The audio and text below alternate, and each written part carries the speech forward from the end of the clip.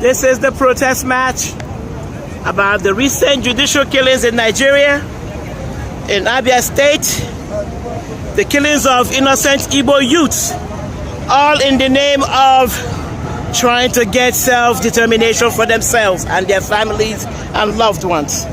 Buhari, Nigeria needs to be restructured. United Nations, Nigeria needs to be restructured. United States of America, Nigeria needs restructuring. Get involved and investigate the genocide killing of over 1,000 unarmed youths in Abia State, Nigeria. We are asking you to come to our aid and come to our relief. The injustice cannot continue.